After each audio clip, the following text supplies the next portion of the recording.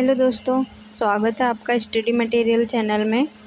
तो आज हम देखेंगे BA BSc third year vocational subject जिसका है पोषण आहार या हेल्थ केयर सिस्टम जिसको बोलते हैं।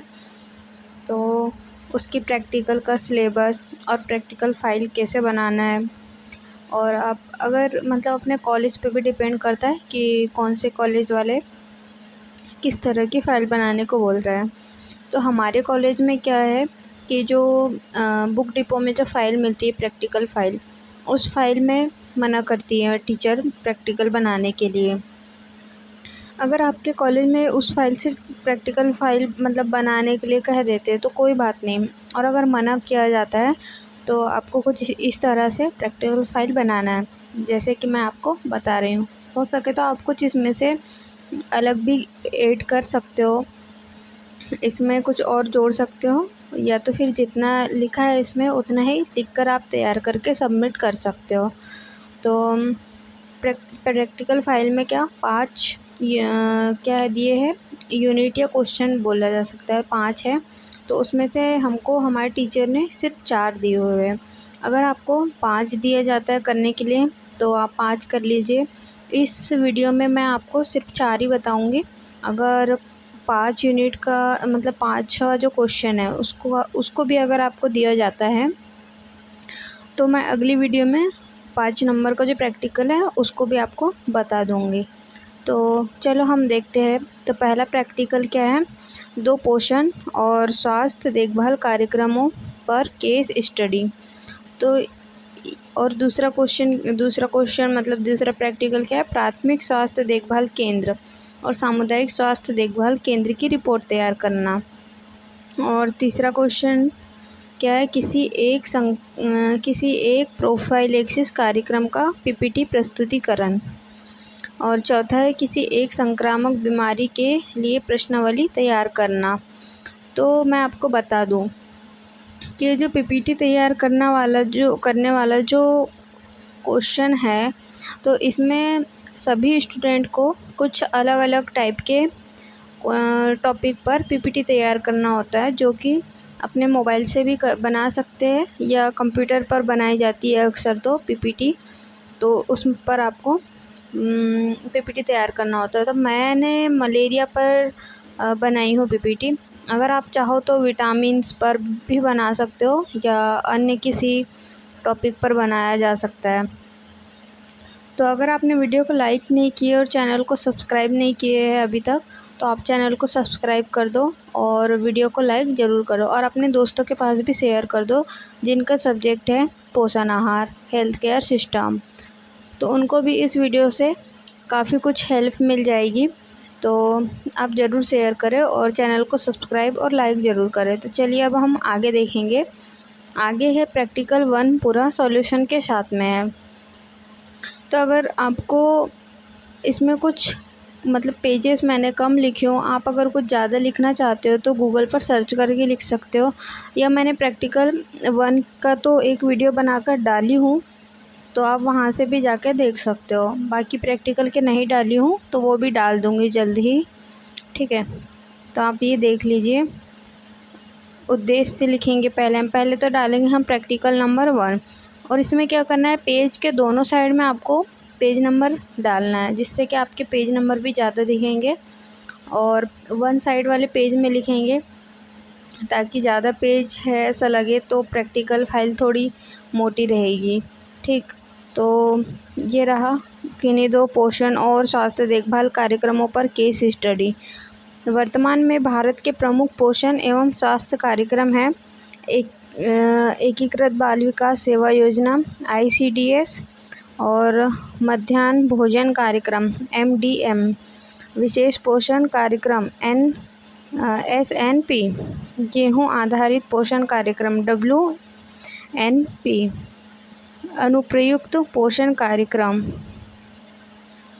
ANP, बालवाड़ी पोषण कार्यक्रम BNP, राष्ट्रीय पोषण एनीमिया प्रोफाइलेक्सिस कार्यक्रम NNAPP, विटामिन A की कमी के कारण होने वाले अंधेपन की रोकथाम के लिए राष्ट्रीय पोषण और राष्ट्रीय घेंघा नियंत्रण कार्यक्रम NGCP।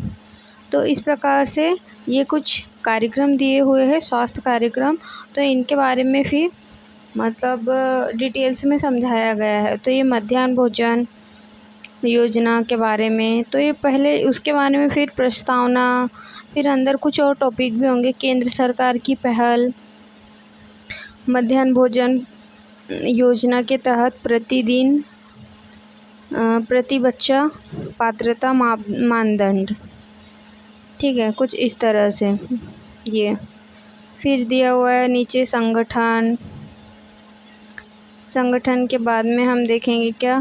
फिर उसके बाद में ये वाला जो पेज है, तो इसके पीछे में मतलब कि हमने लिखा है यहाँ पर, ठीक है, ये है नए प्राथमिक स्वास्थ्य केंद्र के लिए स्टाफ। तो हमारी टीचर ने तो कहा था हमको कि आप अपने पास के जो प्राथमिक स्वास्थ्य केंद्र है वहाँ पर जाकर पता करो कि वहाँ कितना स्टाफ है, कितने सफाई कर्मचारी है। तो अगर आपको ऐसा बोला जाता है ना, तो आप वैसे तो जाना नहीं होता है, और उनका मतलब उनके पास भी अनेक काम होते हैं, तो वो अपने पास थोड़ी ना आएंगे बताने के लिए कि भाई कितने स्टाफ है, कितने कर्मचारी है, क्या कितने क्या है, ऐसा है ना। तो टीचर लोग को भी थोड़ा समझना, मतलब समझने की क्या बात है इसमें। अब मतलब अपने आप से भी लिख सकते हो, ऐसे भी लिख सकते हो, या गूगल से भी आप सर्च करके लिख सकते हो। तो इस तरीके से लिख लेना चाहिए। वैसे तो बहुत से जगह पे बता भी दिया जाता है, ठीक है। फिर आगे हमारा प्रैक्टिकल 2, ठीक है। तो ये है प्रैक्टिकल 2। तो जहाँ तक ये वाला पेज जो है, ये भी प्रैक्टिकल 2 का ही है जो मैंने आपको बताई हूँ, लेकिन ये है प्रैक्टिकल 1 के पीछे लगा हुआ है। तो हमने ये प्रैक्टिकल, जैसे कि आपको साइड में दिख रहा होगा कि प्रैक्टिकल 2 लिखा है, इसके बाद में ये इसके सामने में लगा हुआ है ये वाला पेज, ठीक। तो ये है प्राथमिक स्वास्थ्य देखभाल केंद्र और सामुदायिक स्वास्थ्य देखभाल केंद्र की रिपोर्ट तैयार करना। तो इसके बारे में प्रस्तावना है। फिर मध्य प्रदेश में स्वास्थ्य देखभाल केंद्रों की सामान्य जानकारी।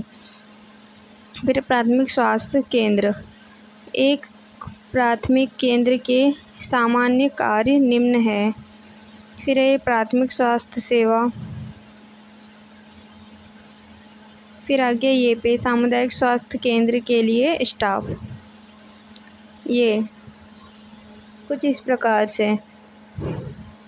तो ये सामुदायिक स्वास्थ्य केंद्र जो जिला अस्पताल होते हैं उसको ही बोला जाता है।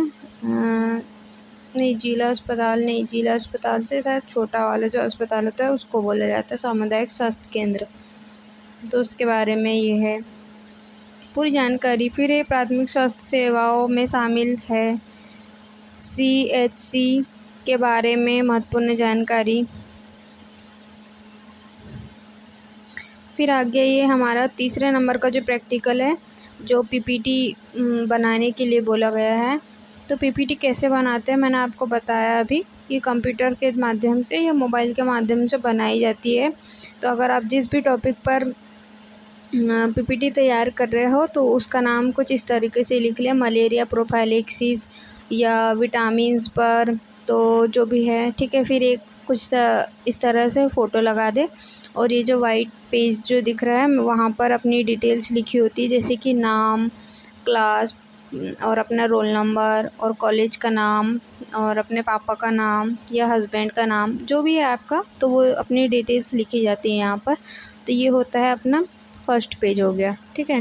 फिर इसके बाद में ये मलेरिया प्रोफाइलैक्सिस, फिर मलेरिया के बचाव के उपाय, मलेरिया से बचाव के उपाय, मतलब आपको बचाव कैसे करना है, उसको रोकना कैसे है, सारे बारे में बताना है यहाँ पे सब कुछ। उसका परिचय ये रहा, ऐसे करके। ये है मलेरिया क्या है, ये इसको लिखना नहीं है, लिखेंगे तो मैडम शायद मना कर दे हमको, तो इस तरह से बनाने के लिए बता दिया गया था। तो आप एक बार अपने कॉलेज में मतलब डिस्कस कर ले अपने टीचर से कि किस तरह से बनाना है। अगर वो कहते हैं कि ऐसे ही बनाना है, अगर आपको लिखने के लिए हाँ बोल दिया जाता है, तो आप पेन से भी मतलब लिख करके भी जमा कर दो, फिर कोई दिक्कत नहीं है।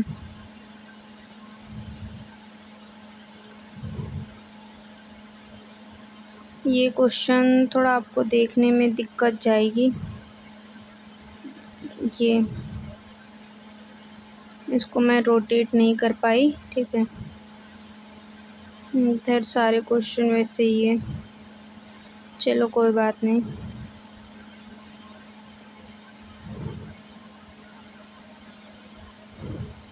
तो ये हो गया निष्कर्ष। अब हो गया ये 3 प्रैक्टिकल हो गए ख़त्म। अब चौथा प्रैक्टिकल आ गया हमारा। तो चौथा प्रैक्टिकल क्या है, किसी एक संक्रामक बीमारी के लिए प्रश्नावली तैयार करना। तो इस प्रयोग में हम कोविड-19 मतलब मैंने जो है कोविड-19 के बारे में लिखी हूँ, तो कोविड-19 को छोड़ के आप कोई और बीमारी के बारे में लिखें, क्योंकि अभी जो है कोविड-19 के बारे में हर किसी के दिमाग में अगर बोला जाए संक्रामक बीमारी के बारे में, तो सबके दिमाग में सबसे पहले कोविड-19 ही आता है। और कोविड-19 के बारे में हम अच्छे से बता भी सकते हैं और लिख भी सकते हैं, जितना चाहे बोले उतना लिख सकते हैं।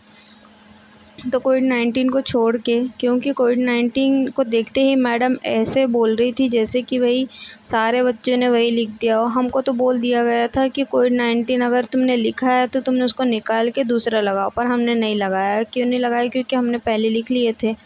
अब मैडम बोल रही थी हमको कि पिछले साल वाले बच्चे ने भी कोविड-19 लिखा था, तो भाई पिछले साल वाले बच्चे और हम अलग बच्चे हैं ना, ठीक है, इसीलिए हमने फिर नहीं लिखा। अब हमारी फाइल मैडम तो लेगी ही लेगी, ठीक है। तो ये रहा अब कोरोना के बारे में। कोरोना के बारे में कोविड-19 कैसे फैलता है, फिर ये है संक्रामक रोग, और ये प्रश्नावली, मतलब प्रश्नावली ऐसे पूछा है, मतलब आपको पिछले 14 दिनों में कोविड-19 का निदान किया गया है, या आपको कोविड-19 के लिए परीक्षण निगरानी संगरोध शुरू करने की सलाह निर्देश दिया गया है, हाँ या नहीं, कुछ इस तरीके से ये क्वेश्चन पूछे जाते हैं।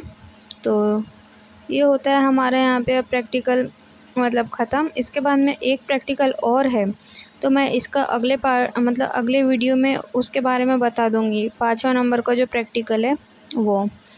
तो आप वीडियो को लाइक और चैनल को सब्सक्राइब ज़रूर कर देना। सब्सक्राइब करने के कोई पैसे नहीं लगते हैं, फिर भी पता नहीं क्यों आप लोग सब्सक्राइब ही नहीं करते हो यार। तो सब्सक्राइब ज़रूर करें, भूले ना सब्सक्राइब करना, और वीडियो को लाइक भी कर दें और अपने दोस्तों के पास शेयर करें, ठीक है। थैंक यू वीडियो को देखने के लिए, बहुत बहुत धन्यवाद। Bye bye.